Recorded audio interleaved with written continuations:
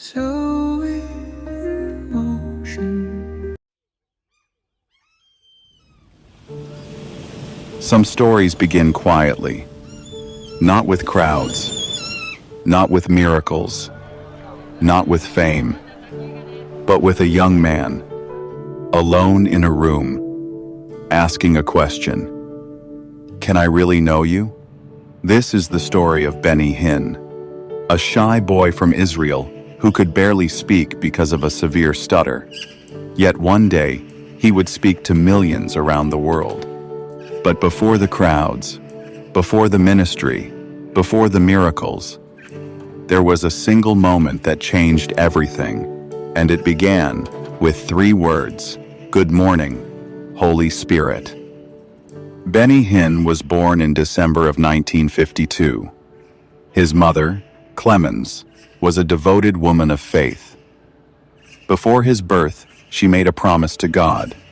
She said, "Lord, if you give me a son, I will dedicate him to you." Benny was raised in a Greek Orthodox Christian family. His father, Benny Hinn, was a strong and respected leader in the community. Religion surrounded Benny from childhood. He attended Catholic schools, run by nuns and monks. He prayed often. But despite this religious upbringing, Benny struggled with something deeply painful. Benny had a severe stutter. Every sentence was difficult. Every conversation was embarrassing. Over time, he stopped trying to speak at all. He became quiet, withdrawn, and lonely. But something unusual happened when he was 11 years old. While sleeping one night, Benny experienced something he would never forget. He later described it as a vision. A figure appeared in his room. It was Jesus. He stood before Benny wearing a white robe, gentle expression and his arms open. Jesus said nothing. He simply looked at the young boy with compassion. Moments later, the vision disappeared. Benny woke up suddenly. "What was that?" Benny said. At the time, Benny didn't understand the moment, but the memory stayed with him, and soon his life would change again.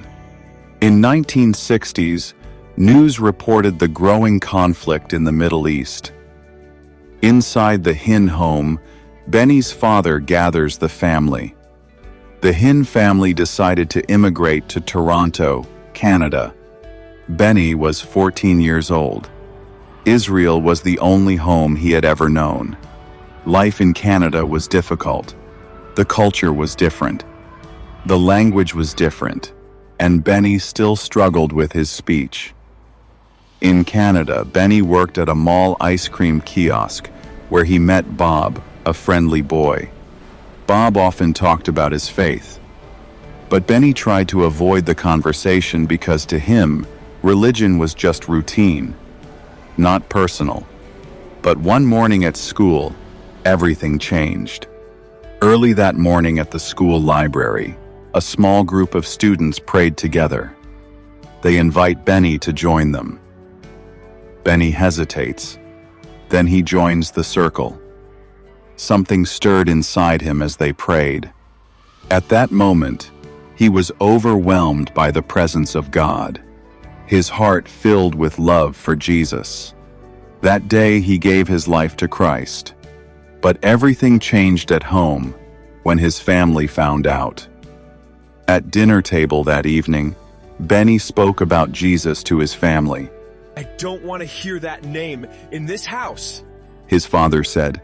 His father was furious. The family believed that Benny had dishonored their traditions, and because of that, for nearly 2 years, Benny and his father barely spoke. But during this painful season, Benny spent more time alone with God than ever before. Months later, Benny and his friend Bob traveled from Toronto to Pittsburgh. "We're going to hear Catherine Kuhlman. Isn't that awesome?"